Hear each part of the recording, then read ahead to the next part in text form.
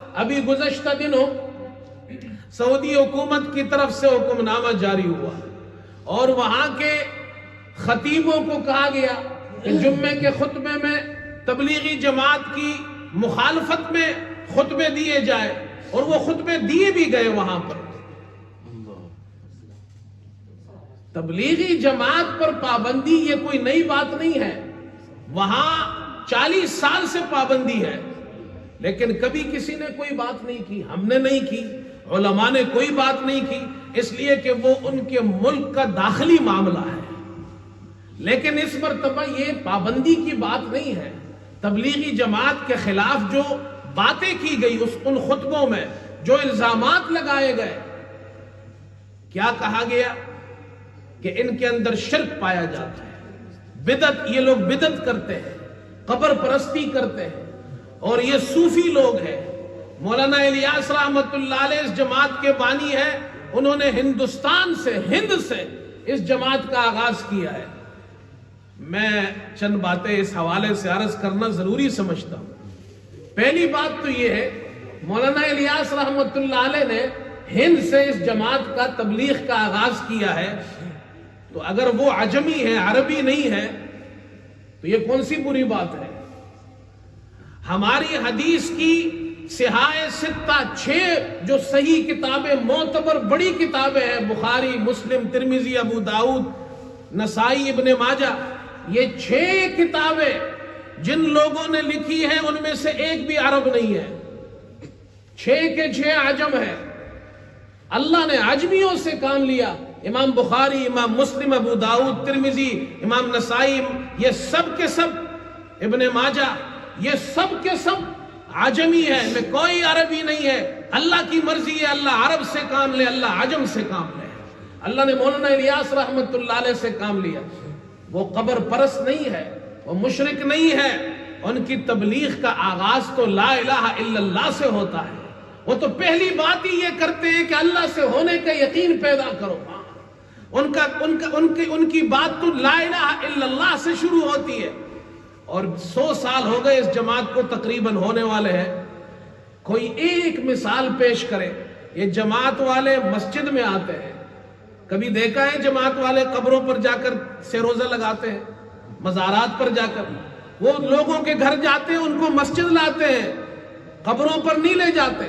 قبروں پر جانا منع نہیں ہے، سنت کے مطابق جائے، لیکن ان کا کام قبر پرستی کہاں، یہ تو مسجد میں لاتے ہیں۔ پھر کہتے جی یہ صوفی ہے۔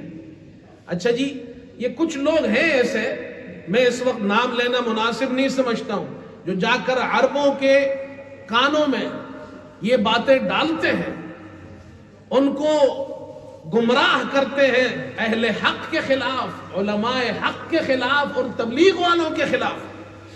ان لوگوں کو تو بہت سو کو پتہ نہیں ہے، وہ ان کی باتیں سن کر وہ بھی سمجھتے ہیں یہ سارے مشرک اور بدعتی لوگ ہیں، یہ سارے صوفی لوگ ہیں۔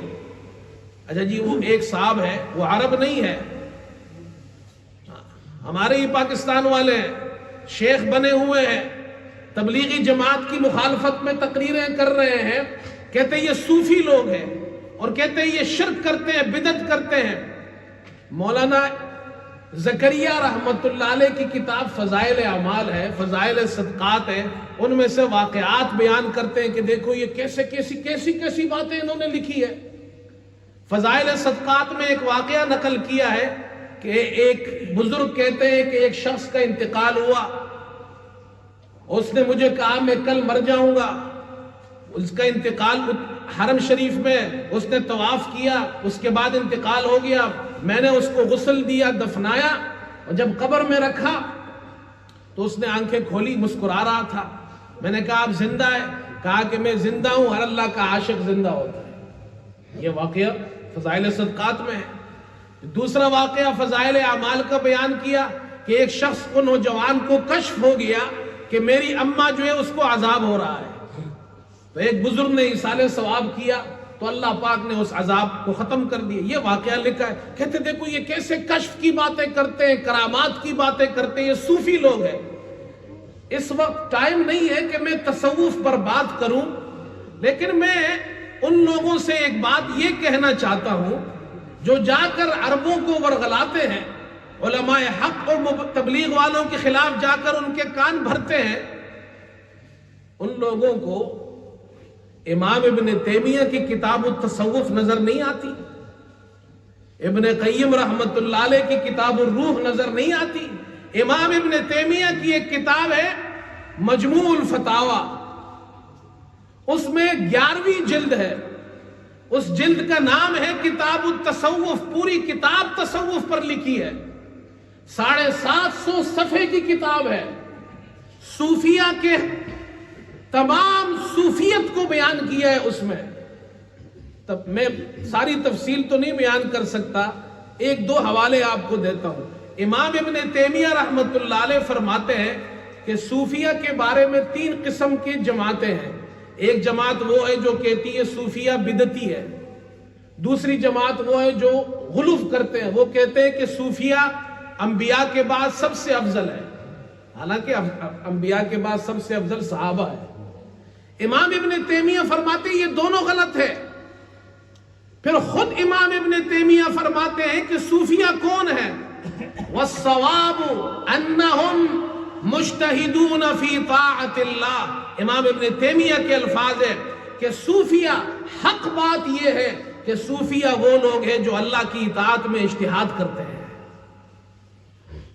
امام ابن تیمیہ اپنی اسی کتاب میں لکھتے ہیں کشف کے بارے میں، وَخَوَاصُ النَّاسِ يَعْلَمُونَ عَوَاقِبَ الْأَقْوَامِ بِمَا كَشَفَ اللَّهُ لَهُمْ۔ جب اللہ اپنے نیک بندوں پر کشف کا دروازہ کھول دیتا ہے، ان کو کشف ہوتا ہے، قوموں کے انجام کو جان لیتے ہیں۔ امام ابن تیمیہ نے لکھا ہے۔ امام ابن قیم نے جو واقعات نقل کیے ہیں، اتنے واقعات تو شیخ الحدیث زکریا رحمت اللہ علیہ نے اپنی ساری کتابوں میں نہیں نقل کیے ہیں۔ آپ ان کی کتاب الروح پڑھیں امام ابن قیم کی، وہ کیا فرماتے ہیں؟ وہ کہتے ہیں اللہ پاک اپنے نیک بندوں کو قبر کا عذاب بھی دکھا دیتے ہیں، ثواب بھی دکھا دیتے ہیں۔ پھر انہوں نے واقعات نقل کیے، فرماتے ہیں ابن عمر، ایک واقعہ نقل کیا ہے کہ ابن عمر فرماتے ہیں میں مکہ اور مدینہ کے درمیان میں تھا، ایک قبرستان کے پاس سے گزرا، قبر سے ایک آدمی نکلا، جل رہا تھا، وہ اس پر آگ لگی ہوئی تھی، گلے میں زنجیر تھی، مجھ سے کہتے ہیں عبداللہ مجھ پر پانی چھڑک دو۔ اتنے میں ایک دوسرا آدمی قبر سے نکلا، اس نے مجھے کہا اس پر پانی مت چھڑکنا، زنجیر سے پکڑ کر اسے دوبارہ قبر میں لے گیا۔ قبر سے آدمی نکلے، اس سے بات کرے، وہ اس کو دیکھے، مشاہدہ کرے، یہ امام ابن قیم نے لکھا ہے۔ پھر فرماتے ہیں ایک بزرگ کا واقعہ ابن قیم نے لکھا ہے کہ وہ قبرستان بصرے کے قریب سے گزرے، گدھے کی آواز آ رہی تھی، لوگوں سے پوچھا یہ آواز کہاں سے آ رہی ہے؟ کہا کہ ایک آدمی تھا اپنی ماں کی نافرمانی کرتا تھا، ماں کو کہتا تھا تو گدھے کی طرح چیختی ہے، جب یہ مر گیا تو اب اس کی قبر سے روزانہ گدھے کی آواز آتی ہے۔ امام ابن قیم تو کہہ رہے ایک آدمی قبر میں ہے، اس کے گدھے جیسی آواز پورا علاقہ سن رہا ہے، روزانہ سنتا ہے، پورا محلہ سن رہا ہے۔ اور پھر امام ابن قیم فرماتے ہیں ایسے بے شمار واقعات ہیں، ایسے بے شمار واقعات ہیں کہ اللہ اپنے نیک بندوں کو مشاہدات کروا دیتا ہے قبر کے۔ اگر فضائل اعمال کے اندر اور فضائل صدقات کے اندر شیخ الحدیث رحمت اللہ علیہ نے کشف کی یہ واقعات نقل کیے ہیں اور تم انہیں کفر اور شرک اور بدعت کہتے ہو، تو پھر ذرا ہمت کر کے امام ابن تیمیہ اور امام ابن قیم کے بارے میں بھی زبان کھولو۔ وہاں تمہاری زبان کیوں بند ہو جاتی ہے؟ وہاں کیوں کچھ نہیں کہتے ہو؟ ابن تیمیہ رحمت اللہ علیہ تصوف کے خلاف نہیں تھے، امام ابن قیم رحمت اللہ علیہ کشف کے خلاف نہیں تھے، اور یہ واقعات ان کتابوں میں موجود ہے۔ میرے دوستو، یہ کوئی نئی بات نہیں ہے۔ تبلیغ کے خلاف، علماء حق کے خلاف پہلی بھی ایسی باتیں ہوئی ہیں۔ ایک دور تھا، ایک آدمی گیا، اس نے مکے میں وہاں حج کے لیے گیا، وہاں کتاب لکھی علماء دیوبند کے خلاف، حسام الحرمین، تو مولانا خلیل احمد سہارنپوری نے اس کے جواب میں پوری کتاب لکھی المحند علی المفند۔ جب وہاں حکومت قائم ہوئی تو وہاں کے لوگ جو علماء تھے انہوں نے وہاں جو قبور جنت المعلی اور بقیع کے جو قبور تھے ان پر جو قبے بنے ہوئے تھے وہ مسمار کر دیے. حضور صلی اللہ علیہ وسلم کے مزار پر بھی وہ گنبد خضرا بنا ہوا ہے.